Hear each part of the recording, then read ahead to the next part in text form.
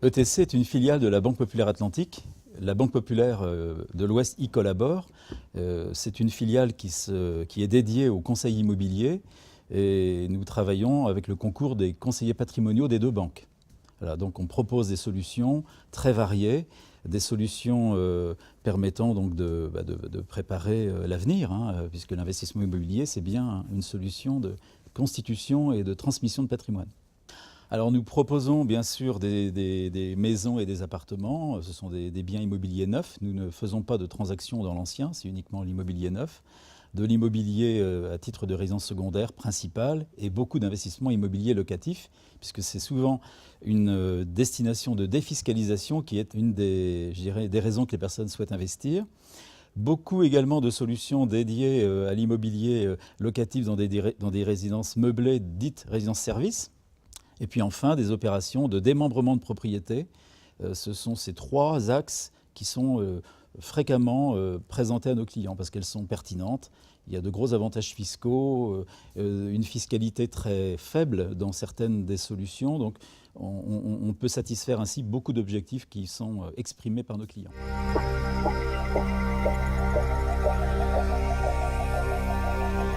L'avantage du dispositif du FLO, c'est d'obtenir une réduction d'impôt, c'est la motivation principale des investisseurs.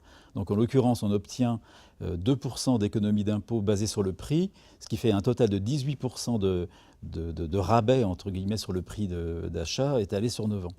Donc ça, c'est vraiment un des arguments majeurs de cet investissement.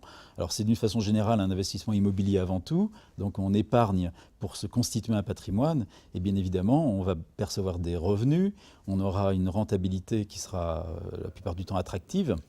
Et on pourra transmettre ce bien plus tard, on se constituera un complément de revenus quand on sera en retraite. Donc voilà les motivations qui incitent beaucoup de personnes à s'orienter vers ce type de dispositif.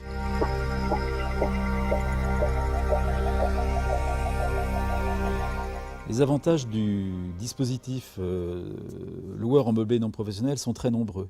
Les personnes sont motivées en règle générale par le fait qu'ils vont acheter un bien immobilier, mais ce bien immobilier va être géré par un exploitant. Donc c'est un professionnel qui va, pendant la durée d'un bail et les baux suivants, exploiter la résidence, ce qui fait que l'investisseur n'a absolument rien à faire. Il se repose intégralement sur les compétences d'un professionnel.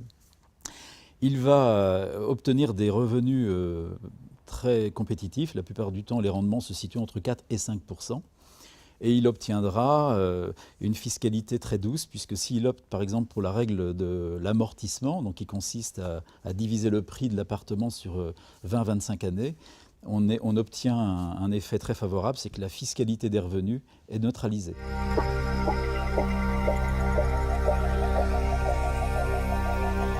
L'avantage d'investir dans le principe du démembrement de propriété, finalement, repose sur deux axes.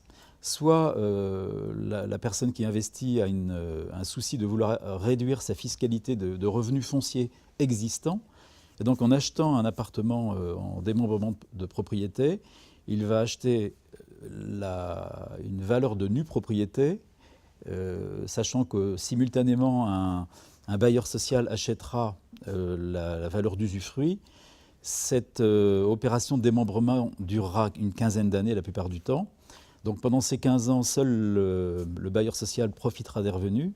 Et l'avantage donc de l'investisseur, il aura payé 60% de la valeur complète du logement, n'aura pas eu de revenus pendant ces 15 ans, donc pas d'impôt supplémentaire, mais il aura surtout pu déduire les intérêts d'emprunt du financement de sa nue propriété.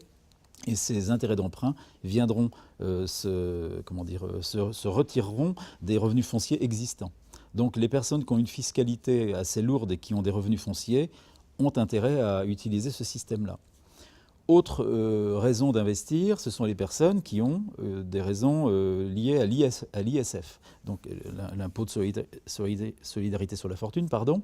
À partir du moment où vous avez cette problématique, le fait d'investir avec un démembrement de propriété, vous n'allez pas être soumis dans votre patrimoine à la déclaration de cet appartement. Vous allez en plus soit l'autofinancer, soit emprunter, et vous aurez les conséquences que je viens d'évoquer tout à l'heure.